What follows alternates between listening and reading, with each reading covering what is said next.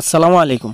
বাজার থেকে আমরা যে ছোট্ট ছোট্ট কয়েকটি মুরগির বাচ্চা নিয়ে আসছিলাম সেগুলো দেখতে দেখতে মাশাআল্লাহ অনেক বড় হয়ে গেছে। আলহামদুলিল্লাহ ওদের ব্রুডিং করা কমপ্লিট, তাই আজকে ওদের নতুন একটি খাঁচার মধ্যে ছেড়ে দেবো ইনশাআল্লাহ। যেহেতু আমাদের মুরগির বাচ্চা খুব অল্প, তাই ওদের জন্য আলাদা কোনো ঘর তৈরি করাটা আমরা ভালো বা লাভজনক মনে করতেছি না। তাই ছোট্ট একটি খাঁচা তৈরি করে ওইটার মধ্যে ওদের ছেড়ে দেবো ইনশাআল্লাহ। যদিও আমরা কিছুদিনের মধ্যেই আমাদের ইনকিউবেটর মেশিনে টাইগার মুরগির ডিম থেকে বাচ্চা ফোটানোর সিদ্ধান্ত নিছি। সেটির জন্য আমরা আলাদা ঘর তৈরি করবো ইনশাআল্লাহ, তবে সেটি একটু দেরি হবে। তাই এখন ঘর না করে অল্প খরচে এই খাঁচাটি তৈরি করতেছি মুরগির বাচ্চাগুলোর জন্য, যেন কোনো রকম এই বাচ্চাগুলো বড় হওয়ার আগে পর্যন্ত পালন করা যায়। খাঁচা তৈরি করতে করতে কোয়েল পাখির খামারে খাবার দেওয়ার সময় হয়ে গেছে, তাই ওদের খাবারটা আগে দিয়ে দিতে হবে। তারপর মুরগির বাচ্চাগুলো ব্রুডিং রুম থেকে ধরে এনে এই খাঁচাটির মধ্যে ছেড়ে দেবো ইনশাআল্লাহ। আরেকটি বিষয় আপনাদের সাথে শেয়ার করি, আমার কিছু টাইগার মুরগি এবং অরিজিনাল মিশরি ফার্মি মুরগির বীজ ডিম লাগবে। যদি আমাদের ভৈরব কিশোরগঞ্জের মধ্যে কারো কাছে থাকে তাহলে অবশ্যই আমাদের সাথে যোগাযোগ করবেন এবং আমরা খামারে গিয়ে ভালো করে দেখে শুনে ডিম নিয়ে আসবো ইনশাআল্লাহ। দূর থেকে যদি কেউ ডিম দিতে চায় সেটা আমরা নিই না, কারণ অনেকে মিথ্যা বলে অন্য ডিম দিয়ে দেয় এবং বীজ ডিমও থাকে না সেগুলো। আমাদের কাছে তার অনেক প্রমাণ আছে, তাই আমরা নিজে খামারে গিয়ে দেখে শুনে যে ডিম নিতে পারবো সেগুলোই নেব ইনশাআল্লাহ। তাছাড়া আমরাও কাউকে কিছু দিতে চাইলে সরাসরি আমাদের খামারে এসে নিয়ে যেতে বলি, যেন তাদের নিজের হাতে দেখে শুনে ভালো জিনিসটাই নিয়ে যেতে পারে। যাই হোক, মুরগির বাচ্চাগুলো নিয়ে আসার পর আপনারা অনেকেই অনেক রকম মতামত দিয়েছিলেন। কেউ বলছিলেন এগুলো টাইগার মুরগির বাচ্চা, আবার কেউ কেউ বলছিলেন এগুলো ব্রাউন কক মুরগির বাচ্চা।